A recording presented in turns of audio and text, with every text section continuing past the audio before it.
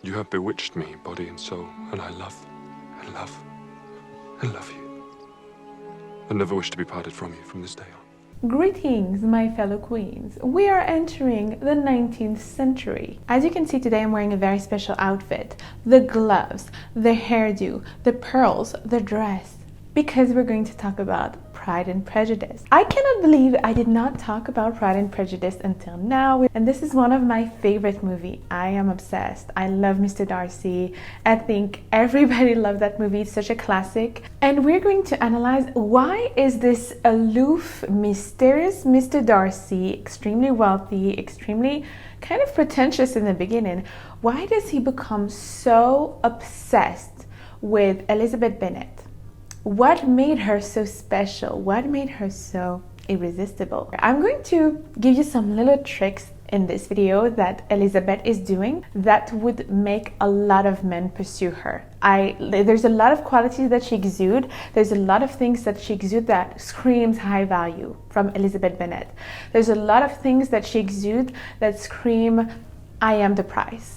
So I really want to share that with you today. Even though courting was very different back in the days, the dynamic of a man that is a little aloof like that and him chasing the woman and becoming obsessed with the woman is a theme that is universal, and that is something that we can learn from, definitely. So if you want the full analysis of masculine and feminine energies on this movie, keep on watching. But first, just wanted to let you know that if you want to see more of my content, I talk about fashion, femininity, old Hollywood glamour, seduction, dating, and anything to make you become a highly feminine lady, to upgrade your confidence, make your life feel amazing, become high value, upgrade your relationships, your style, your aura, anything you want. Feel free to join the channel, feel free to join my Instagram, my TikTok, and also if you truly want to improve yourself to the next level, truly transform yourself into this high value goddess, then feel free to join my course, the Femme Fatale Styling course.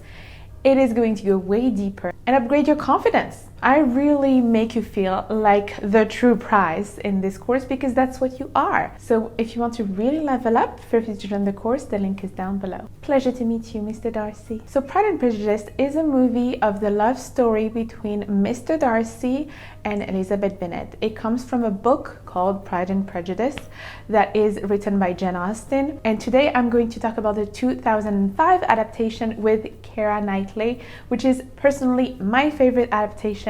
I just love the chemistry between the two actors, the shots and the intensity and the little glance, and it's really amazing. This movie is incredible. It really shows you that you do not need to show anything between a couple. You do not need to have sexual scenes constantly or being all over each other to feel this romantic tension, attraction towards each other. This is very powerful because everything is in the subtlety. Because I always tell you that everything is in the detail and everything is in the subtlety when it comes to femininity. So Elizabeth Bennet, the protagonist, is the daughter of a country gentleman. She has 4 other sisters, and the only goal of her mother is to marry her daughter. But back in the days, you really needed a man, okay? This was like, financially, you could not survive without a man. And especially financially, the mother really wanted to marry her daughters because otherwise they were going to lose the house. Mr. Darcy appears very aloof and nonchalant and very uninterested, kind of having a face that is not very happy. Like, you know, you don't really want to be around Mr. Darcy at the beginning. He doesn't look like he is really having fun. That is his good friend, Mr. Darcy. He looks miserable, poor soul. Miserable he may be, but poor he most certainly is not. Mr. Bingley is just so cute. He's such a gentleman. He's so nice. I sense a lot of masculinity from him. And Mr. Bingley is interested in Jane, the sister of Elizabeth. And a lot of people are interested in Jane. They say that's the most beautiful of the sisters. Elizabeth is still very beautiful. I did not like the comment of Mr. Darcy saying that she was not beautiful enough for him. I really hated that comment. I was like, I hate him. But her sister Elizabeth is very agreeable. Perfectly tolerable, I dare say. Not handsome enough to tempt me. So you definitely start the movie by hating him and how arrogant he is. Mr. Darcy seems very picky. He's a handsome, rich man. He knows what he wants. For him, a woman to be accomplished, she has to play the pianoforte. She has to be educated, know how to read and read a lot of books, know how to sing. There's a full list that he says that would impress him from a woman, right? And that's what he says, right? That's what he says, ideally, logically in his head. But I want you to understand that Elizabeth was not all of that list. She was not all of that. He said that a woman should play the pianoforte. Elizabeth did not play the pianoforte. Not very good at all. Like, she was really bad at it. There is a thing between what a man ideally say in his head. It's just like when men say, I want a supermodel, da da da. But in reality, there's also some women with their behavior and how they are and how they hold themselves, that this man will become obsessed with her, even if she does not have all the qualities that he's looking for, just because of her aura, just because of how she presents herself, her energy. And what I noticed the most with Elizabeth is definitely that she does not hesitate to put him in his place. And of course she must improve her mind by extensive reading. I'm no longer surprised at your knowing only 6 accomplished women. I rather want to know you're knowing any. Everybody is so nice to Mr. Darcy, even though he's not the nicest at the beginning. Everybody is so quick to flatter him. She is not. On the contrary, to challenge him, she is a challenge. Elizabeth is a challenge in front of Mr. Darcy, and I think he's not used to that. He's used to women, I think, around him being super pick-me, being super like, pick me, who is gonna be chosen by Mr. Darcy, and treat him as the prize. Elizabeth Bennet is not a pick-me. She's the opposite. And you have to understand that back in the days, it was not easy to not be a pick-me, because you had to marry someone, you had to marry a man to survive, and you had to try to marry also the wealthiest men to have the best life possible for you and your children. It's still the case nowadays, but back in the days it was really a necessity. And so the fact that she was very much nonchalant, the fact that she was not easy to have, was even more impressive back in the day. But she had the energy of a femme fatale without dressing like one. She was very smart, sharp, quick-witted, like sarcastic. She can joke, tease a little. So what do you recommend to encourage affection? Dancing. Even if one's partner is barely tolerable. She does not hesitate to also say what she has to say. She knows who she is. She knows what she likes and what she doesn't like. That is an attractive quality for men. She does not hesitate to put him in his place at the beginning and even question his character towards Mr. Wickham. Even though she doesn't know the full story yet, we know that. Why do you ask such a question? To make out your character, Mr. Darcy. And what have you discovered? Very little. To hear such different accounts of you has puzzled me exceedingly. Nobody's questioning Mr. Darcy, okay? He's so wealthy compared to everybody else. And even when you see her mother, her sisters, they're not like her. She has an edge. She has a je ne sais quoi. It's so fascinating watching that movie. And I totally understand why he became obsessed with her. She's kind of unpredictable and unattainable. And also, I want to say Mr. Darcy seems to be very, very much an introvert. He's not really at ease in society. You can see that he does not converse with people. He said that he have trouble having conversations with people that he doesn't know. Lizzie, so Elizabeth, on the other hand, is very comfortable. She's an extrovert. She's very comfortable in any type of situation. I do not have the talent of conversing easily with people I have never met before. Perhaps you should take your aunt's advice and practice. Very confident about herself. Her confidence is what also makes her so alluring, so attractive. So in that way, he sees qualities in her that he would want to have for himself. That's what makes him so obsessed. Sometimes when we're obsessed with someone, it's because we are obsessed with the qualities they have and we admire those qualities. He did admire the fact that she was just very comfortable in society, being able to have conversations. At some point, the aunt of Mr. Darcy, she was talking with Elizabeth and she said, "You're the kind of girl that is just saying whatever she wants to say," which is very unusual at that time. And very confident, even though she was still not married after a certain age, there was this pressure. She did not feel that pressure. She was like, "I'm fine. You know, I'm fine. I don't want to marry just to marry. I don't want to marry someone that I don't love. I don't want to marry someone just for their money. Like, even though back in the days that was the thing also, she was not desperate. At some point you had Mr. Colin. Mr. Colin was the cousin of Elizabeth Bennet and the Bennet family. He was going to have the house that they have at the moment, and he did wanted to marry Elizabeth, and she said no. She said that she doesn't want to marry him. He was kind of weird also. I didn't like him. He didn't have the best way of talking. He was boring, very boring. So she said no, but she said no in a rude way. Kind of. She's like, no, no, no, no, no. I'm not made for you. You're not made for me. Like, you're not what I'm looking for. Because he was insisting. I am honoured by your proposal, but I regret that I must decline it. Too easy. Mr. Collins, I am perfectly serious. You could not make me happy, and I'm convinced I'm the last woman in the world who could make you happy. And trying to make her feel guilty, he was like, you're not getting any younger, like you have to get married, you know?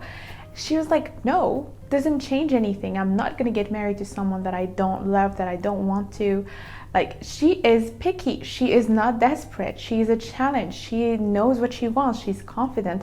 And we love that. I love that. She's feisty. This is the thing that also men want. They don't want a woman that just say yes to everything. And she's still pleasant. She's still cute and joyful. You see her in a lot of scenes, very nice and being able to joke around. And she cares about people. She's very nurturing. She cares about her family. But she has some edge. This is the dark and the light feminine. So the feminine qualities of Elizabeth would be, in my opinion, first of all, her intelligence and wit. She is extremely smart, and that's how she's able to tease. Because to tease and to be really sarcastic and to be able to have an impact on a man, you have to do it in a smart way. Being smart is so sexy, ladies. Don't think that you have to hide being smart, but you can be smart in a fun way. You don't have to lecture him and show him how smart you are. No, show how smart you are by teasing, by joking around, by being a little juicy. And would you consider pride a fault or a virtue? That I couldn't say. Because we're doing our best to find a fault in you. Maybe it's that I find it hard to forgive the follies and vices of others. Elizabeth Bennet is known for her sharp intellect and quick wit. She engages in lively and intelligent conversations. Elizabeth is very independent-minded. That's how I always say to you, this is not about being independent financially.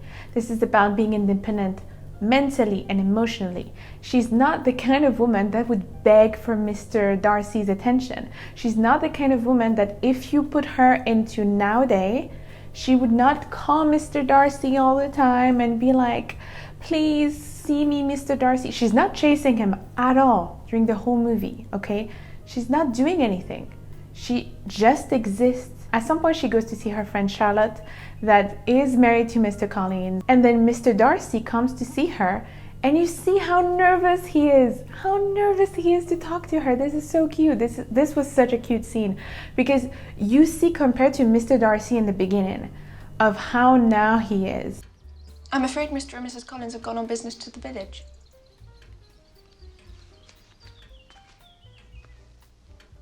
And he's so nervous in front of her. She has such an effect on him. He doesn't know what to say. He just wanted to see her. He has not planned anything. Men, when they fall in love, this is not logical in their head. This becomes just purely emotional and instinct. Emotional response and instinct to just, I cannot live without her. At the beginning, he was very intellectual, right? I want a woman like this, this, this, this, this. He had a list of how he think a woman should be. But once he met Elizabeth, all of that list, all of that logic, poof, out of the window, because he is hypnotized. Her rejection for Mr. Darcy's initial proposal also, because Mr. Darcy proposed to her at some point. He is fascinated, okay? He's fascinated. He proposed to her. And she's like, no. From the first moment I met you, your arrogance and conceit, your selfish disdain for the feelings of others made me realize that you were the last man in the world I could ever be prevailed upon to marry.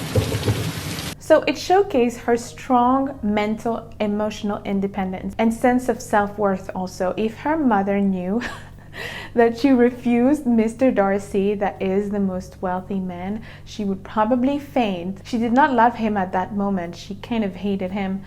I think she still had an attraction towards him since the beginning. And she was not into that bad boy persona. I love that arrogant man. She doesn't like that. She likes a man, that gentleman that does things for her, that treat her like a queen. And actually, she discovered afterwards that's who he is a gentleman actually. But at the beginning, she thought no. So if she has high standards, that's a good quality. If she thinks that he is not going to treat her the way she want to be treated, she's like, no thank you, bye. Elizabeth also have a strong sense of morality and integrity, which is very admirable. She values honesty, fairness, virtue. When she confronts Mr. Darcy in his role into separating Jane and Mr. Bingley, she is committed to justice and truth, right? She does not only think about herself, she also think about her sister. She put her sister as a priority.